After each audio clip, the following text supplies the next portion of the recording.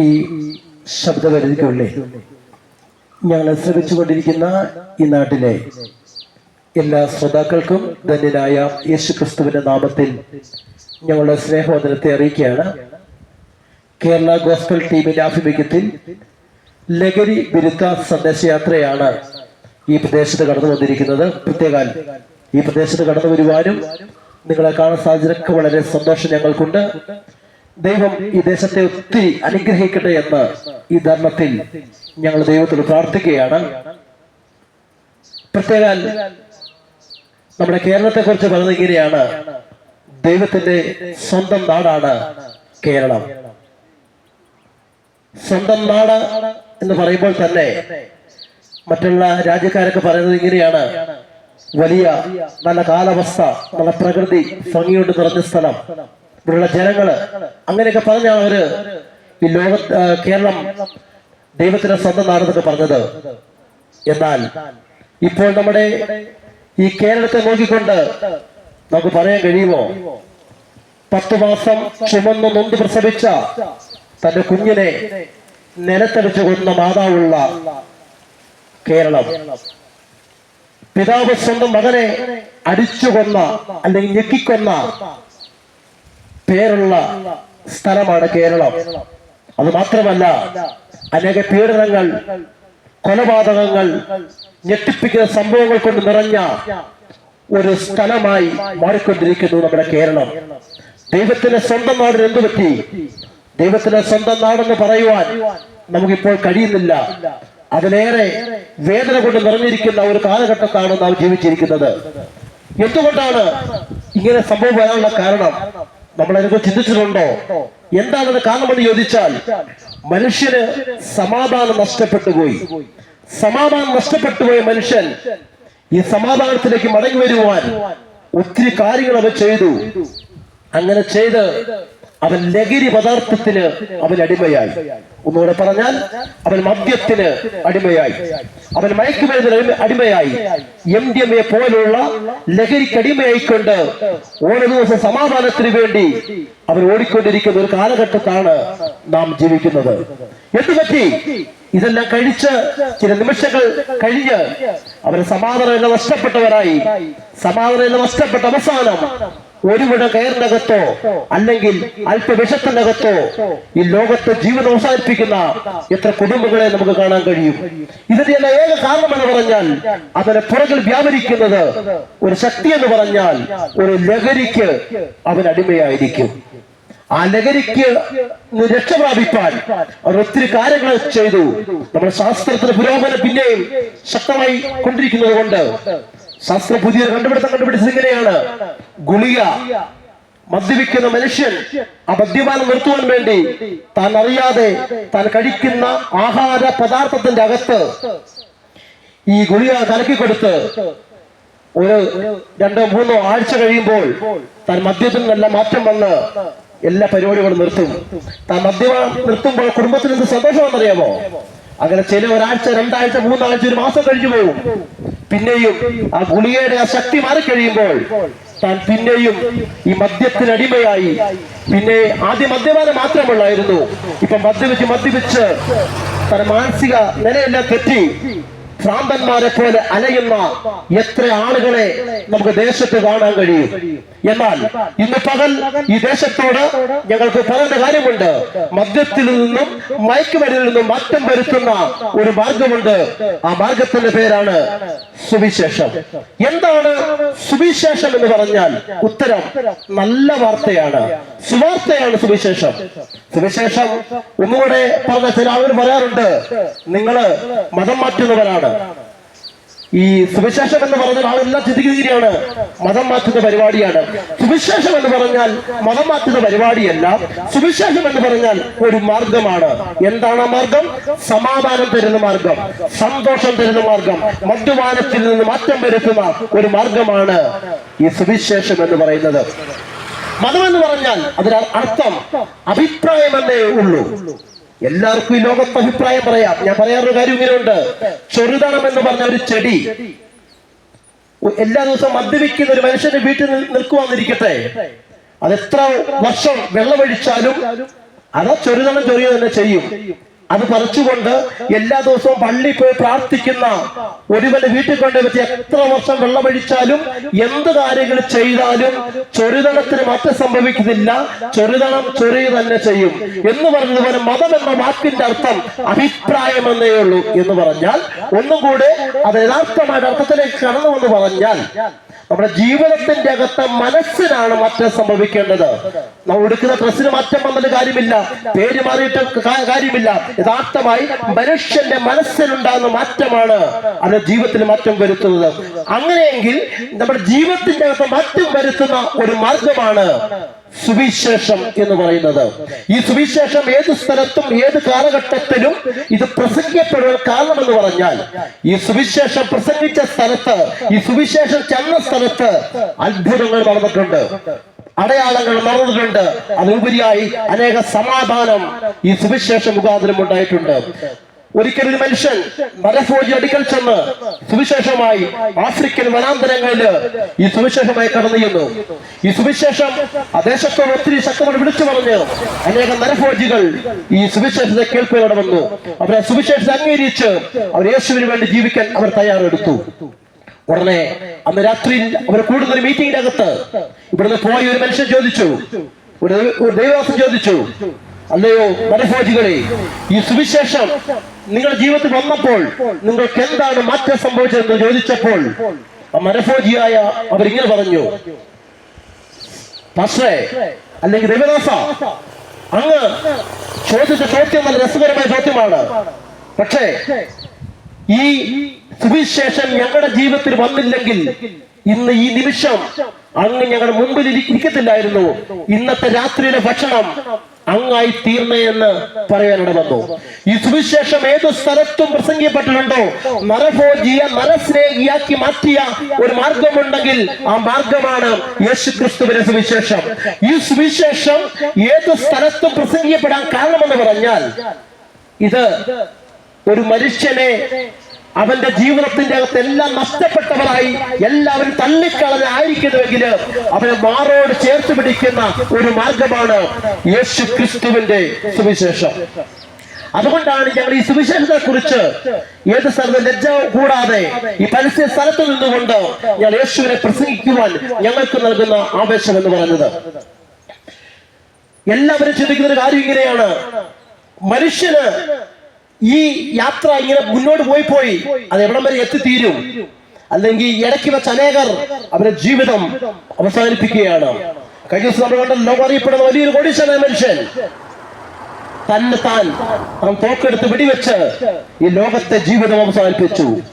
സമ്പത്തിഷ്ടംമാരുണ്ട്, ജോലിക്കാരുണ്ട്, വാഹനങ്ങളുണ്ട്, താൻ എല്ലാം നേടിയെടുത്തിട്ടും ഒരു നിമിഷം കൊണ്ട് ഇവിടുത്തെ ലോകം, നമ്മുടെ ഈ ലോകത്തെ ജീവിതം അവസാനിച്ചെങ്കിൽ ഒരു കാര്യം മറന്നു പോകരുത്, സമാധാനം നഷ്ടപ്പെട്ടാൽ അടുത്ത വഴി എല്ലാവരും ചിന്തിക്കുന്ന ഒറ്റ കാര്യമേ ഉള്ളൂ, ഈ ലോകത്തെ ജീവിതം അവസാനിപ്പിച്ചേക്കാം.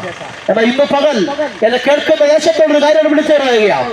വിശുദ്ധ തിരുവചനം, വിശുദ്ധ ബൈബിളിലെ ഒരു കാര്യം പറയുന്നത് എങ്ങനെയാണ്, ഒരിക്കൽ മരണം, പിന്നെ ഒരു ന്യായവിധിയും ദൈവം മനുഷ്യർക്കായി നിയമിച്ചിരിക്കുന്നു.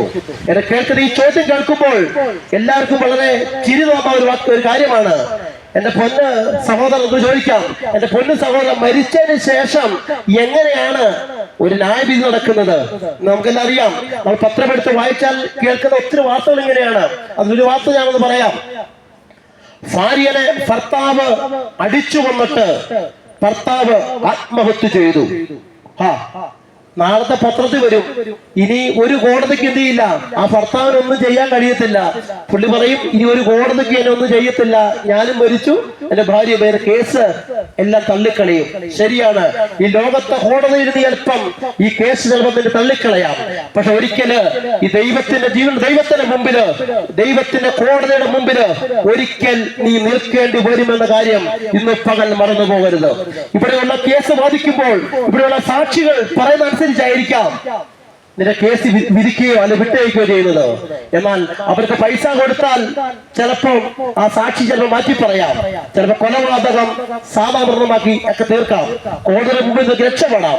പക്ഷേ ദൈവത്തിന്റെ കോടതിയുടെ മുമ്പിൽ സാക്ഷി പറയാൻ വരുന്നത് ഈ ലോകത്തിലെ നേതാക്കന്മാരോ അല്ലെങ്കിൽ ഈ ലോകത്തെ പെട്ടെന്നവർ ആരുമല്ല. വിശുദ്ധ തിരുവചനം ബൈബിളിൽ ഇങ്ങനെ വചനം പറയുന്നു, 50-ാം സംഘത്തിന് പറഞ്ഞിങ്ങനെയാണ്, അവൻ ന്യായം വിധിക്കേണ്ടതിന് അവൻ മേലിൽ നിന്ന് ആകാശത്തെയും ഭൂമിയെയും വിളിക്കുന്നു. ഇന്ന് പകൽ ഈ ദേശത്തിന് പറയാം, നിന്റെ ജീവിതത്തിന്റെ അകത്ത് ഇന്നു വരെ സമാധാനമില്ലാതെ എല്ലാം തീർത്തുകൊണ്ട് ഇവിടെ കൊണ്ട് നിന്റെ ജീവിതം അവസാനിപ്പിക്കാൻ നീ കാത്തിരിക്കുന്നുവെങ്കിൽ സ്നേഹിത, നിന്നെ സ്നേഹിക്കുന്ന ഒരുവനുണ്ട്, അവന്റെ പേരാണ് കർത്താവ് യേശു ക്രിസ്തു. ഇന്നു പകലില് ഞങ്ങൾ പറയുന്ന കാര്യം എന്ന് പറഞ്ഞാൽ, നിന്റെ ജീവിതം ഇവിടെ കൊണ്ട് എല്ലാം തീർത്തുകൊണ്ട് ഇവിടെ കൊണ്ട് അവസാനിപ്പിക്കാമെന്ന് ഓർത്തുകൊണ്ട് നീ ഇരിക്കുന്നുവെങ്കിൽ സ്നേഹിത, നീ അത് ചെയ്യരുത്. അവന്റെ അപ്പുറമായിട്ട് നിന്നെ സ്നേഹിക്കുന്ന ഒരുവനുണ്ട്, അവന്റെ പേരാണ് കർത്താവ് യേശു ക്രിസ്തു. എന്തുകൊണ്ടാണ് യേശു ക്രിസ്തുവിനെ കുറിച്ച് ഈ ദേശത്തെ പരസ്യ സ്ഥലത്ത് നിന്നുകൊണ്ട് ഇങ്ങനെ പ്രസംഗിക്കാനുള്ള കാരണം എന്ന് ചോദിച്ചാൽ, യേശു ആരാണ്, യേശു ആരാണെന്ന ചോദ്യത്തിന് അനേക ഉത്തരങ്ങൾ നിങ്ങൾക്ക് പറയാനുണ്ടായിരിക്കാം. ചില ആൾക്കാർ പറയാറുണ്ട്, യേശു മറിയുടെ മകനാണ്, യേശു യോസേപ്പിന്റെ മകനാണ്, യേശു അത്ഭുതം ചെയ്യുന്നവരാണ്, യേശു മരിച്ചവരെ ഉയർപ്പിച്ചവരാണ്. അനേക ഉത്തരങ്ങൾ നിൽക്കുമ്പോൾ ഇന്നത്തെ യഥാർത്ഥമായിട്ട് അതായ ഏക ഉത്തരം എന്ന് പറഞ്ഞാൽ, യേശു ആരാണെന്ന് ചോദിച്ചാൽ ഉത്തരം, അവൻ ലോകത്തിന്റെ രക്ഷിതാവാണ് കർത്താവ് യേശു ക്രിസ്തു. എന്തുകൊണ്ടാണ് യേശു ലോകത്തിന്റെ രക്ഷിതാവ് എന്ന് പറയാൻ കാരണം? എന്തുകൊണ്ടാണ് യേശു രക്ഷകനായി വരുവാൻ കാരണം? മനുഷ്യൻ ജനിച്ചതു മുതൽ പാപത്തിന്റെ അടിമയിൽ കിടന്ന മനുഷ്യനെ രക്ഷിപ്പാൻ അന്നു മുതൽ മനുഷ്യൻ ഓടുകയാണ്. അനേക മലകൾ കയറുന്നു, തീർന്നില്ല. അനേക പുണ്യ സ്ഥലങ്ങൾ സന്ദർശിക്കുന്നു, ഒത്തിരി കാര്യങ്ങൾ ചെയ്തിട്ടും അവരുടെ ജീവിതത്തിന്റെ അകത്ത് പാപത്തിൽ നിന്ന് രക്ഷപ്പെടാൻ അവന് കഴിഞ്ഞിട്ടില്ല. ആ സമയത്ത് പിതാവായ ദൈവത്തിന്റെ ഇഷ്ടം യേശുവിന്റെ പാപമില്ലാത്തവൻ മരിക്കണം. അതുകൊണ്ടാണ് കർത്താവ് യേശു കർത്താവ് മരിക്കുവാൻ വേണ്ടി ഇറങ്ങി വന്ന ഒരു യേശുവിനെയാണ് ഇന്ന് പകൽ ഈ ദേശത്ത് ഞാൻ ഉയർത്തുന്നത്. എന്തുകൊണ്ടാണ് യേശു മരിക്കുവാൻ കാരണം? മനുഷ്യന്റെ പാപത്തിന്റെ പ്രായശ്ചിത്തമായിട്ട് പാപം ഇല്ലാത്തവൻ മരിക്കണം. അപ്പൊ അതിനർത്ഥം എന്ന് പറഞ്ഞാൽ, ഈ ലോകത്തെ സകല മനുഷ്യരും പാപത്തിലാണ് ജീവിച്ചിരിക്കുന്നത്. ഒരു കാര്യം പറഞ്ഞിങ്ങനെയാണ്, എല്ലാ മനുഷ്യരും പാപം ചെയ്ത് ദൈവ തേജസ് ഇല്ലാത്തവരായി തീർന്നു. ഒന്നാമത്തെ കാര്യം, മനുഷ്യർ പാപം വന്നപ്പോൾ ദൈവ തേജസ് നഷ്ടപ്പെട്ടു. എന്നാൽ ഈ പാപത്തിൽ വീണ മനുഷ്യനെ രക്ഷിപ്പാൻ അന്ന് മുതൽ മനുഷ്യൻ ഓടുകയാണ്. എവിടെ ഇതിൽ നിന്ന് എങ്ങനെ രക്ഷ പ്രാപിക്കാൻ കഴിയും? അങ്ങനെ ഇരിക്കുമ്പോഴാണ് കർത്താവ് യേശു ഈ ഭൂമിയിൽ മനുഷ്യാവതാരമായി ജനിക്കുവാനിട വന്നത്. ഇന്ന് പകൽ യേശു കർത്താവിനെ പ്രസംഗിപ്പാൻ ഞങ്ങൾക്ക് നൽകുന്ന ഒരു കാര്യം എന്ന് പറഞ്ഞാൽ, യേശുവിന്റെ ജനനം ഒരു അത്ഭുതമായിരുന്നു. എല്ലാവരും ഡിസംബർ 25-ാം തീയതി യേശുവിന്റെ ജനനം നമ്മളെല്ലാവരും കൊണ്ടാടി, എല്ലാവരും സന്തോഷമായി. പക്ഷെ ഞാൻ ചോദിക്കുന്ന കാര്യമുണ്ട്, അനേകർ പുൽത്തൊട്ടികൾ വീടിനകത്തുണ്ടാക്കി യേശുവിന്റെ ജനനം ആഘോഷിച്ചു. പക്ഷെ ഞാൻ പറയും, യേശു ജനിക്കേണ്ടത് പുൽത്തൊട്ടിയിലല്ല. യേശു ജനിക്കേണ്ടത് വേറെ ഒരു സ്ഥലങ്ങളിലല്ല. യേശു നിന്റെ ഹൃദയത്തിനകത്ത് ജനിക്കട്ടെ. യേശു നിന്റെ ഹൃദയത്തിന്റെ അകത്ത് ജനിച്ചാൽ, ഒന്ന്, നിന്റെ ജീവിതത്തിൽ വലിയ സമാധാനം ഉണ്ടാകും. നീ മദ്യത്തോട് വിട പറയും, മയക്ക് മരുന്നിനോട് വിട പറയും. നിന്റെ ജീവിതത്തിൽ വലിയ സമാധാനം തരാൻ യേശു നിന്റെ കുടുംബത്തിൽ ജനിക്കട്ടെ. യേശു ജനിച്ചു. എന്നിട്ട് ഏകദേശം 33 തിരുവയസ്സ് വരെ യേശു കർത്താവ് ഈ ഭൂമിയിൽ ജീവിച്ചു. 30-ാമത്തെ വയസ്സിൽ കാനാവിലെ കല്യാണത്തിന് വെള്ളം വീഞ്ഞാക്കിക്കൊണ്ട് യേശു തന്റെ അത്ഭുത പ്രവൃത്തികൾ ആരംഭിച്ചു. അനേകം മരിച്ചവരെ ഉയർപ്പിച്ചു, രോഗികളെ സൗഖ്യമാക്കി കൊണ്ട് തന്റെ പ്രവൃത്തി വെളിപ്പെട്ട് മുന്നോട്ട് പോകുമ്പോൾ 33 തിരുവയസ്സിൽ യേശു മരിക്കണമെന്ന് പിതാവിന്റെ ഇഷ്ടമായിരുന്നു. ഇന്ന് പകൽ ഈ ദേശത്ത് നിന്നുകൊണ്ട് ഞങ്ങൾ യേശുവിനെ പ്രസംഗിക്കപ്പെടുന്ന കാരണം എന്ന് പറഞ്ഞാൽ, ഞങ്ങളുടെ ആവേശം എന്ന് പറഞ്ഞാൽ, അതൊന്ന് പറഞ്ഞെങ്കിൽ മാത്രമേ ഞങ്ങളുടെ പ്രസംഗം പൂർത്തിയാകത്തുള്ളൂ. അത് പറഞ്ഞെങ്കിൽ മാത്രമേ ഹൃദയത്തിന്റെ അകത്ത് വലിയ സന്തോഷമുള്ളൂ. എന്താണ് കാരണം? യേശു കർത്താവിനെ 5 കോടതിയിൽ മാറി മാറി വിസ്തരിച്ചു. യഹൂദന്മാരുടെ നിയമം അനുസരിച്ച് ഒരു മനുഷ്യനെ ശിക്ഷിക്കാൻ ഏൽപ്പിച്ചാൽ ഒരു കോടതി വിധിയെല്ലാം കഴിഞ്ഞ് 5 കോടതിയിൽ മാറി മാറി മാറി വിസ്തരിച്ചിട്ടും യേശുവിന്റെ പേരിൽ ഒരു കുറ്റവും ഒരു ഗവൺമെന്റ് വന്നത് കണ്ടെത്തിയില്ല. പിന്നെ എന്തുകൊണ്ടാണ് യേശു മരിക്കുവാൻ കാരണം? പിതാവായ ദൈവം തന്റെ പുത്രനായ യേശുവിന്റെ മേൽ നമ്മുടെ സകല പാപവും യേശുവിന്റെ മേൽ പിതാവായ ദൈവം ഏൽപ്പിക്കുവാനിട വന്നു. അത് മുഴുവനും ഏറ്റെടുത്തുകൊണ്ട് അവിടെ നിൽക്കുക. തീർന്നില്ല. പീലാത്തോസിന്റെ ഗവത എന്ന കൽക്കുളം മുതൽ യേശുവിന്റെ വ്യത ആരംഭിച്ചു. നിങ്ങൾക്കറിയാമോ, പീലാത്തോസിന്റെ ഗവത എന്ന കൽക്കുളത്തിന് പ്രത്യേകതയുണ്ട്. ഒരു മനുഷ്യനെ അടിക്കാൻ ഏൽപ്പിച്ചാൽ, യഹൂദന്മാരുടെ നിയമം അനുസരിച്ച് ഒരു മനുഷ്യനെ അടിക്കാൻ ഏൽപ്പിച്ചാൽ അവനെ റാ പോലെ വളർച്ചു നിർത്തും. എന്നിട്ട് 39 അടി അവന്റെ പുറത്ത് ആഞ്ഞു വധിക്കും എന്ന് പറഞ്ഞാൽ അവരടിക്കുന്ന ചാട്ടവാറുടെ പ്രത്യേകതയുണ്ട്. ചൂണ്ടക്കൊളുത്തുകളും ഈയക്കട്ടകളും അസ്ഥികൾ കൊണ്ട് നിറഞ്ഞ ചാട്ടവാറുമായി 2 പട്ടാളക്കാർ കടന്നു വരും. ചരിത്രം പറയുന്നത് ഇങ്ങനെയാണ്. അവരെ റാ പോലെ വളച്ചു നിർത്തിയിട്ട് അവരെ പുറത്ത് ചാട്ടവാറുകൾ ആഞ്ഞു വധിക്കുമ്പോൾ, ഒരു മനുഷ്യൻ അടിക്കുമ്പോൾ ആ മനുഷ്യൻ അലറുന്ന ഒച്ച 1.5 കിലോമീറ്ററോളം കേൾക്കാമെന്ന് ചരിത്രം വിളിച്ചു പറയുകയാ. എന്നാൽ പീലാത്തോസിന്റെ ഗവ എന്ന കേൾക്കത്തിൽ കണ്ടോ, യേശുവിനെ റാ പോലെ വളച്ചു നിർത്തി ചാട്ടവാറുകൾ ആഞ്ഞാഞ്ഞ് യേശുവിനെ പുറത്ത് വധിക്കുമ്പോൾ പ്രവാചകന്റെ വാക്ക് നിറവേറേണ്ട വേണ്ടി യശോപ്രവാചകൻ പറഞ്ഞു, രോമം കത്തിരിക്കുന്നവരുടെ മുമ്പിൽ മിണ്ടാതിരിക്കുന്ന കുഞ്ഞാടിനെ പോലെ എന്റെ യേശു അത് മുഴുവനും അവിടെ നിന്ന് സഹിക്കുവാനിട വന്നു. എന്തുകൊണ്ടാണ് യേശു ഇത് സഹിക്കാൻ കാരണം? എന്റെയും നിന്റെയും സകല പാപവും യേശു ഏറ്റെടുത്തുകൊണ്ട് പീലാത്തോസിന്റെ ഗവ എന്ന കൽത്തളത്തിൽ കിടക്കുന്ന ഒരുവനെ കണ്ടോ? ഇന്ന് പകൽ ദേശത്തോട് വിളിച്ചു പറയുക, അവനെയാണ് ഞങ്ങൾ ഉയർത്തുന്നത്. അവന്റെ പേരാണ് കർത്താവായ യേശു ക്രിസ്തു. തീർന്നില്ല. അവിടുന്ന് ഭാരമേറിയ പച്ച പൈമര കുരിശുമായി അതാ യേശു ഗോൽഗോത്തയിലേക്ക് കടന്നു പോവുകയാ. യേശു കടന്നു പോകുമ്പോ അനേകർ യേശുവിനെ അനുഗമിച്ചു. അനേക സ്ത്രീകൾ യേശുവിന് മുമ്പിൽ കരഞ്ഞുകൊണ്ട് യേശുവിന് പുറകെ ഒപ്പം നടന്നു. അപ്പോൾ യേശു അവരെ നോക്കിയിട്ട് ഇങ്ങനൊരു കാര്യം പറഞ്ഞു, യെരൂശലേം പുത്രിമാരെ, നിങ്ങൾ എന്നെ ചൊല്ലിക്കരയണ്ട, നിങ്ങളെയും നിങ്ങളുടെ തലമുറയെയും ചൊല്ലിക്കരയുവീൻ. ഇന്നേക്ക് 2026 വർഷങ്ങൾക്ക് മുമ്പ് പാലസ്തീന്റെ പച്ച മണ്ണിൽ നിന്നുകൊണ്ട് യേശു കരയുന്ന സ്ത്രീകളെ നോക്കിയിട്ട് പറഞ്ഞു, നിങ്ങൾ എന്നെ ചൊല്ലിക്കരയണ്ട. ഇന്ന് ദേശത്തോട് പറയാം, യേശുവിന്റെ പേര് പറഞ്ഞാരും കരയണ്ട, യേശുവിന് വേണ്ടി ആരും കരയണ്ട. ഇന്ന് പകൽ നശിച്ചു പോകുന്ന നിന്റെ തലമുറയെ ചൊല്ലി കരയുവാൻ ഇന്ന് യേശു ദേശത്തോട് വിളിച്ചു പറഞ്ഞെങ്കിൽ ഇന്ന് പകൽ ഈ ദേശത്തോട് ഞങ്ങളും ചങ്കുറ്റോട് വിളിച്ചു പറയാം, നമ്മുടെ തലമുറയ്ക്ക് വേണ്ടി കരയുവാൻ നമ്മൾ തയ്യാറായേ മതിയാകൂ. എന്താ കാരണം? അതോടെ കേൾക്കണം. പത്രമെടുത്ത് നോക്കിക്കേ. 4ാം ക്ലാസ് മുതലുള്ള എത്ര കുഞ്ഞുങ്ങളാ ആത്മഹത്യ ചെയ്യുന്നത്? തീർന്നില്ല. എത്ര കുഞ്ഞുങ്ങളാ കഞ്ചാവിന് അടിമയാകുന്നത്? തീർന്നില്ല. എത്ര കുഞ്ഞുങ്ങളാണ് എല്ലാം വിദ്യാഭ്യാസം കളഞ്ഞ് ഭ്രാന്തന്മാരെ പോലെ അലഞ്ഞു നടക്കുന്ന എത്ര കുഞ്ഞുങ്ങളാണ്? ഇന്ന് പകൽ ദേശമേ, നമ്മുടെ തലമുറയ്ക്ക് വേണ്ടി കരയുവാൻ ഇന്ന് പകൽ നമ്മൾ തയ്യാറായേ മതിയാകൂ. നമ്മുടെ തലമുറയ്ക്ക് ഒരു നല്ലൊരു സ്ഥലത്തെത്തുന്നതിന് വേണ്ടി ഇന്ന് പകൽ നമ്മുടെ തലമുറയ്ക്ക് വേണ്ടി കരയുവാൻ ഇന്ന് പകൽ ദേശത്തോട് ഞാൻ വിളിച്ചു പറയുകയാണ്. അങ്ങനെ കടന്നു പോകുന്ന യേശുവിനെ കണ്ടോ? അനേകർ യേശുവിനെ അനുഗമിക്കുന്നു. അനേകർ യേശുവിന്റെ മുമ്പിൽ കരഞ്ഞുകൊണ്ട് യേശുവിനൊപ്പം നടക്കുക. യേശു വീണ് എഴുന്നേറ്റും പോണ ആ യേശുവിനെ കണ്ടോ? കടന്നു പോകുമ്പോൾ യേശു പച്ചപ്പൈമര കുരിശുമായി വീണു എഴുന്നേറ്റു എന്റെ യേശു കടന്നു പോകുകയാ. യേശു കടന്നു പോകുമ്പോ എല്ലാവരും പറഞ്ഞു, എല്ലാ കാര്യങ്ങളും ഇവിടെ കൊണ്ട് തീർന്നു. യേശുവിനെ അവന്റെ യേശു പറഞ്ഞ കണ്ടെല്ലാം തീർന്നെന്ന് പറഞ്ഞുകൊണ്ട് ഞാൻ സന്തോഷിച്ചിരിക്കുക. എന്നാൽ ഗോൽഗോത്ത എന്ന സ്ഥലത്ത്, തലയോടിടമെന്നർത്ഥമുള്ള ഗോൽഗോത്ത എന്ന സ്ഥലത്ത് 2 കള്ളന്മാരുടെ നടുവിൽ ഒരു യേശുവിനെ അവർ ക്രൂശിക്കുവാനിട വന്നു. ഇന്ന് പകദേശങ്ങൾ ചോദിക്കട്ടെ, 2 കള്ളന്മാരുടെ നടുവിൽ ചരിത്രം പറയുന്നു, അവനെ കണ്ടാൽ ആളല്ല എന്ന് തോന്നുമാറ് വിരൂപമായിരുന്നു. സ്ത്രീകൾ അവനെ ദൂരത്ത് നിന്ന് കണ്ട് മാറിപ്പോയെന്ന്. ഇത്ര നഗ്നനായി ഇതുപോലെ എന്റെ യേശുവിനെ ക്രൂശിക്കാൻ ഒറ്റ കാരണമേ ഉള്ളൂ. എന്റെയും നിന്റെയും സകല പാപവും യേശുവിന്റെ മേൽ പിതാവായ കർത്താവ് ഏൽപ്പിക്കുവരണമെന്നു. തീർന്നില്ല. രണ്ട് കള്ളന്മാർ നടുവിൽ കിടക്കുന്ന യേശുവിനെ കണ്ടോ?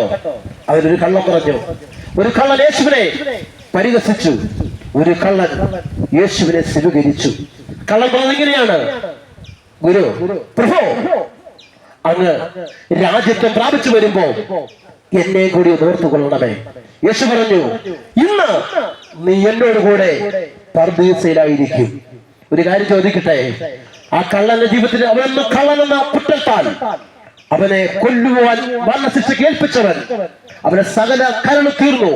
എന്നാൽ അവസാന നിമിഷം ആ യേശുവിന് വേണ്ടി ആ ഹൃദയത്തിൽ തുറന്നപ്പോൾ യേശു പറഞ്ഞു, ഇന്ന് നീ എന്നോട് കൂടെ പർദീസയിലായിരിക്കും. ഒരു കാര്യം പറയട്ടെ, നിന്റെ ജീവിതത്തില് എത്ര കടുംചുമപ്പായ പാപമാണെങ്കിലും, എത്ര കടുംചുമപ്പായ പാപമാണെങ്കിലും, ഇന്ന് പകൽ അതിനെ ഹിമം പോലെ വെളുപ്പിക്കുന്ന ഒരുവനുണ്ട്. അവന്റെ പേരാണ് കർത്താവായ യേശു ക്രിസ്തു. ഇന്ന് പകൽ ഞാൻ ചോദിക്കുന്നു, യേശുവിനെ കാണാൻ നിനക്ക് ഒരു രൂപ നീ മുടക്കണ്ട, ഒരു പുണ്യസ്ഥലം നീ സന്ദർശിക്കണ്ട, ഒരു ചെരുപ്പിടാ നീ നടക്കണ്ട. നീ വിളിച്ചാൽ നിനക്ക് വേണ്ടി ഇറങ്ങി വരുന്ന ഒരുവനുണ്ടെങ്കിൽ അവന്റെ പേരാണ് കർത്താവായ യേശു ക്രിസ്തു. ഇന്ന് പകൽ ചോദിക്കട്ടെ, അങ്ങനെ എന്റെ കർത്താവ് രണ്ട് കള്ളന്മാരുടെ നടുവിൽ ഇങ്ങനെ പറഞ്ഞ് പ്രാണനെ വിട്ടു, പിതാവേ, എന്റെ ആത്മാവിനെ ഞാൻ തൃക്കരങ്ങൾ ഏൽപ്പിക്കുന്നു പറഞ്ഞുകൊണ്ട് യേശു പ്രാണനെ വിട്ടു. അങ്ങനെ യേശുവിനെ അവർ താഴെയിറക്കി. അങ്ങനെ യേശുവിനെ അടക്കുവാനിട വന്നു. യോസേഫിന്റെ കല്ലറയിൽ യേശുവിനെ അടക്കി.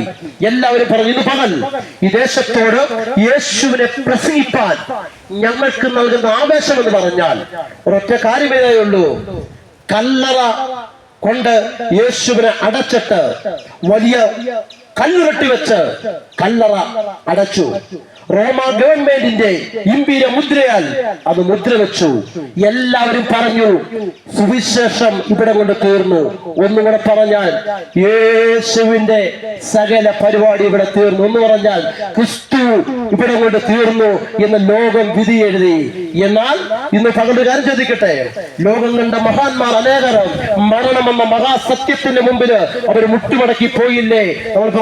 നമ്മൾ കേട്ടിട്ടില്ലേ? ഒരു കവിയത്രി ഇങ്ങനെ പാടിയില്ലേ: സമർത്ഥനായ സീസറും പ്രസിദ്ധനായ ഹോമറും സമത്വമറ്റ സോളമൻ തുടങ്ങിയുള്ള വിജ്ഞരും കാലചക്ര വിഭ്രമത്തിൽ അമർന്നുപോയി, പിന്നെ നമുക്കെന്ത് ശങ്ക, മാറ്റമൊന്നുമില്ലതിൽ എന്ന് പറഞ്ഞാൽ ലോകം കണ്ട അനേക മഹാന്മാർ മരണമെന്ന മഹാസത്യത്തിന്റെ മുമ്പിൽ മുട്ടുമടക്കിയപ്പോൾ അതാ എന്റെ കർത്താവായ യേശുവിനെ 3 ദിവസമേ കല്ലറയുടെ അകത്ത് അവർ ഒതുക്കാൻ കഴിഞ്ഞുള്ളൂ. 3ാമത്തെ ദിവസം, ഹേ മരണമേ, നിന്റെ ജയം എവിടെ? ഹേ മരണമേ, നിന്റെ വിഷമുള്ളവരെ എന്ന് ചോദിച്ചുകൊണ്ട് ഒരുവൻ ഉയർത്തെഴുന്നേറ്റു. അവന്റെ മേലെ കർത്താവായ യേശു ക്രിസ്തു ഇന്ന് പകലിന് ഈ ദേശത്തോട് ചങ്കുറപ്പോടെ ആവേശത്തോടെ പ്രസംഗിക്കാൻ കാരണമെന്ന് പറഞ്ഞാൽ, ഞങ്ങൾ പ്രസംഗിക്കുന്ന യേശു കല്ലറ കൊണ്ട് അവസാനിച്ചവനല്ല, മരണം കൊണ്ട് അവസാനിച്ചവനല്ല. അവൻ മരണത്തെ ജയിച്ചവൻ, പാതാളത്തെ ജയിച്ച ഒറ്റ ഒരുവനുണ്ടെങ്കിൽ അവന്റെ പേരാണ് കർത്താവായ യേശു ക്രിസ്തു. ആ യേശുവിലേക്ക് ഇന്ന് ഞങ്ങളെ ഹാർദമായി സ്വാഗതം ചെയ്യുകയാണ്. ഇന്ന് ചോദിക്കട്ടെ, ഈ യേശുവിന്റെ സ്നേഹത്തിലേക്ക് നിങ്ങളെ ഹാർദമായി സ്വാഗതം ചെയ്യുക. ആ യേശു നിങ്ങളെ ഈ നിമിഷം ഒരു നിമിഷം ചോദിച്ചേ, കർത്താവേ, എനിക്ക് ആ യേശുവിനെ എനിക്ക് വേണം. എന്റെ പാപത്തിന് പ്രായശ്ചിത്തമായിട്ടാണ് യേശു മരിച്ചത്.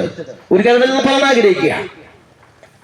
ഒരിക്കലും കർത്താവ് യേശു താൻ കടന്നു പോകുന്ന വഴിക്ക് 12 വർഷം രക്തസ്രാവമുള്ള ഒരു സ്ത്രീ യേശുവിനെ കുറിച്ച് അറിഞ്ഞു. അപ്പൊ അതെങ്ങനെയാണ്? 12 വർഷം അവൾ അധ്വാനിച്ച പൈസ മുഴുവനും മറ്റേ അവരുടെ ഡോക്ടർമാർക്കും വൈദ്യന്മാർക്കും കൊടുത്ത് അവരുടെ ജീവിതം എല്ലാം നഷ്ടങ്ങളായി തീർന്നു. അവിടുത്തെ നിയമം അനുസരിച്ച് രക്തസ്രാവമുള്ള സ്ത്രീ പാളയത്തിന് പുറത്തായിരിക്കണം. ജനങ്ങളുടെ ഇടയിൽ വരാൻ അവൾക്ക് അധികാരമില്ല. എന്നാൽ അവളുടെ കാര്യം ഓർത്തു, യേശു എന്നെ കാണണ്ട, യേശു എന്നെ അറിയണ്ട, യേശുവിന്റെ വസ്ത്രത്തിനെങ്കിലും തൊട്ടാൽ എനിക്ക് സൗഖ്യം കിട്ടുമെന്ന് അവൾ വിശ്വസിച്ചു. എന്നാൽ അവൾ യേശുവിന്റെ വസ്ത്ര അനേക ജനങ്ങൾ തിക്കിത്തിരക്കുന്ന ആ ഇടത്ത് അവൾ യേശുവിന്റെ കാൽക്കൽ അല്ലെങ്കിൽ യേശുവിന്റെ വസ്ത്രത്തിന് അവളത് തൊട്ടു. ഉടനെ യേശു ചോദിക്കുന്ന ചോദ്യമുണ്ട്, കൊണ്ട് എന്നെ ആരാണ് തൊട്ടത്? ഉടനെ സ്ത്രീ തന്റെ കാരണമെല്ലാം പറഞ്ഞപ്പോൾ യേശു പറഞ്ഞു ഇങ്ങനെയാണ്, വാദം ഒഴിഞ്ഞ് സ്വസ്ഥമായിരിക്കുക. ഇത് പറയാൻ കാരണം 12 വർഷം രക്തസ്രാവമുള്ള സ്ത്രീ യേശുവിനെ തൊട്ടിട്ട് യേശു അശുദ്ധനായിട്ടില്ല. ഇന്ന് പകലിന് നീ എത്ര അശുദ്ധനായാലും, നീ എത്ര പാപിയായാലും, ഇന്ന് പകൽ നീ വിളിച്ചാൽ നിനക്ക് വേണ്ടി ഇറങ്ങി വരുന്ന ഒറ്റ ഒരുവരുണ്ടെങ്കിൽ അവന്റെ പേര് കർത്താവായ യേശു ക്രിസ്തു. ഇന്ന് പകലിന് അനേകർ ദൈവത്തെ അന്വേഷിച്ച് അങ്ങോട്ട് പോകുമ്പോൾ ഞങ്ങൾ ഉയർത്തി കാണിക്കുന്ന കർത്താവ് നിന്നെ അന്വേഷിച്ച് ഇറങ്ങി വരുന്ന ഒരുവരുണ്ടെങ്കിൽ അവന്റെ പേരാണ് കർത്താവായ യേശു ക്രിസ്തു. ആർക്കും യേശുവിനെ തൊടാം, എത്ര അശുദ്ധനും തൊടാം. തൊട്ടാൽ എന്റെ യേശു അശുദ്ധനാകത്തില്ല. നീ എത്ര അശുദ്ധനായാലും നീ യേശുവിനെ തൊട്ടാൽ നീ ശുദ്ധിയുള്ളവരായി തീരും. അതുകൊണ്ട് ഇന്ന് പകൽ ഞാൻ വാക്കിലൂടെ വേഗം നിർത്തുകയാ. പക്ഷേ ഇതുപോലെ ചോദിക്കട്ടെ സ്നേഹിത, നാളുകളായി നിന്റെ ജീവിതത്തിന്റെ അകത്ത് സമാധാനമില്ലാതെ, സന്തോഷമില്ലാതെ ഞാൻ എന്തിന് ജീവിക്കുന്നു? എന്റെ കുടുംബത്തിനകത്ത് ഒരു തീരെ രോഗികൾ വാർത്തയായിരിക്കുന്നുവെങ്കിൽ ഡോക്ടർമാരെല്ലാം തള്ളിക്കളഞ്ഞ് ഇനി വേണ്ട, എന്റെ ജീവിതം അവസാനിക്കാമെന്ന് ഓർത്ത് നീ ആയിരിക്കുന്നുവെങ്കിൽ, ഇല്ല സ്നേഹിത, നിന്നെ സ്നേഹിക്കുന്ന ഒരുവനുണ്ട്. ഇന്ന് വന്ന് വിളിച്ചാൽ നിനക്ക് വേണ്ടി ഇറങ്ങി വരുന്ന ഒരു യേശു ഇന്ന് വന്ന് ഇടയ്ക്കൽ കടന്നു വരികയാണ്. ഒരു നിമിഷം ആ ഹൃദയത്തെ ആ യേശുവിന് വേണ്ടി ഒന്ന് വിട്ടുകൊടുക്കാൻ തയ്യാറാകുമ്പോ മനസ്സില്ല ദേശമേ, ഈ യേശു ഇന്ന് ജീവിക്കുന്നവനാ. ഇന്നും നിനക്ക് വേണ്ടി പ്രവർത്തിക്കുന്ന ആ യേശുവാണ്. ആ യേശുവിന്റെ സ്നേഹത്തിലേക്ക് ഹാർദമായി ഞാൻ സ്വാഗതം ചെയ്യുക. ആ യേശുവിന്റെ ആ സമാധാനത്തിലേക്ക് ഞാൻ നിങ്ങളെ സ്വാഗതം ചെയ്യുകയാണ്. ഒറ്റ കാര്യം വിശുദ്ധ തിരുവചനം പറയുന്നു, യേശുവിനെ ഹൃദയം കൊണ്ട് വിശ്വസിക്കണം. എന്ത് വിശ്വസിക്കണം? യേശു എനിക്ക് വേണ്ടി മരിച്ചു, എന്റെ പാപത്തിന് വേണ്ടിയാണ് യേശു മരിച്ചത് എന്ന് ഞാൻ വിശ്വസിക്കുന്നു. ആ യേശുവിന് വേണ്ടി ഞാൻ ജീവിക്കാം എന്ന് വായിക്കൊണ്ട് ഏറ്റു പറയുമെങ്കിൽ ഇന്ന് പകൽ ഈ രക്ഷ, ഈ സമാധാനം നിന്റെ ജീവിതത്തിൽ വരുന്ന പകലാണ്. അതുകൊണ്ട് ഇന്ന് പകൽ ദേശമേ, ആ യേശുവിന് വേണ്ടി നിൽക്കാൻ ഒരു നിമിഷം എന്നോടൊപ്പം നിന്ന് പ്രാർത്ഥിക്കാൻ കഴിയുമോ? എനിക്ക് ആ യേശുവിനെ വേണം. ആ യേശുവിനെ എന്റെ കുടുംബത്തിൽ നാഥനായി യേശുവിനെ എനിക്ക് വേണം. അതുകൊണ്ട് ഒരു നിമിഷം ഒരു നിമിഷം പ്രാർത്ഥിക്കാം. ഇന്ന് ദേശത്ത് ചോദിക്കട്ടെ, നിന്റെ ജീവിതത്തിൽ എല്ലാം തീർന്ന് ആത്മഹത്യ മാത്രം നീ കൈ വെച്ച് എന്റെ ജീവിതം ഇവിടെ കൊണ്ട് തീർക്കാമെന്ന് ഓർത്തിരിക്കുന്നു. ഇല്ല സ്നേഹിത, ആത്മഹത്യ ചെയ്യരുത്. നിന്നെ സ്നേഹിക്കുന്ന ഒരു യേശുവുണ്ട്. അപ്പന് നിനക്ക് വേണ്ടായിരിക്കാം, നിനക്ക് അമ്മയ്ക്ക് വേണ്ടായിരിക്കാം, നിന്റെ ഭാര്യയ്ക്ക് നിന്നെ വേണ്ടായിരിക്കാം, നിന്റെ മക്കൾക്ക് നിന്നെ വേണ്ടായിരിക്കാം, പക്ഷേ എന്റെ യേശുവിന് നിന്നെ വേണം. അതുകൊണ്ട് ഇന്ന് പകൽ ആ യേശുവിലേക്ക് ഞാൻ ഹാർദമായി സ്വാഗതം ചെയ്യാം. ഒരു നിമിഷം നമുക്ക് പ്രാർത്ഥിക്കാം. ഞങ്ങളെ സ്നേഹിക്കുന്ന സ്വർഗ്ഗ നല്ല പിതാവേ, ഈ ദേശത്തെ കേൾപ്പിച്ച വചനത്തിനായി സ്തോത്രം. ഈ കേട്ട വചനം അവരുടെ ജീവിതത്തിൽ വലിയ അനുഗ്രഹമായി തീരട്ടെ. ആ യേശുവിന്റെ സ്നേഹം അവിടെ കടന്നു ചെയ്യാനട്ടെ കർത്താവേ. ആരെങ്കിലും രോഗത്താൽ ഭാരപ്പെട്ടായിരിക്കുന്നുവെങ്കിൽ ആ യേശുവിന്റെ സമാധാനം വ്യാപരിക്കട്ടെ, ആ യേശുവിന്റെ സൗഖ്യം വ്യാപരിക്കട്ടെ. ഇന്ന് പകൽ ഈ ദേശത്തിന് മേൽ വലിയ സ്തോത്രം. ഈ ദേശത്തെ ഞങ്ങൾ അനുഗ്രഹിച്ച് യേശുവിന്റെ നാമം ചൊല്ലി അനുഗ്രഹിച്ച് പ്രാർത്ഥിക്കുന്നു. മഹത്വപ്പെട്ടതായി സ്തോത്രം. യേശുവിന്റെ നാമത്തിൽ തന്നെ ആമേൻ. ഈ വചനം ദൈവം അനുഗ്രഹിക്കട്ടെ. Okay, God bless you. Yeshu Kristu പാപികളെ രക്ഷിക്കുന്നു. യേശു ക്രിസ്തു രോഗികളെ സൗഖ്യമാക്കുന്നു. യേശു ക്രിസ്തു പരിശുദ്ധാത്മാവിനെ നൽകുന്നു. അവൻ രാജാതി രാജാവായി വേഗം വരുന്നു. അവനെ എതിരേൽപ്പാൻ ഒരുങ്ങിക്കൊള്ളുക. Hallelujah, hallelujah, hallelujah. Okay, God bless U.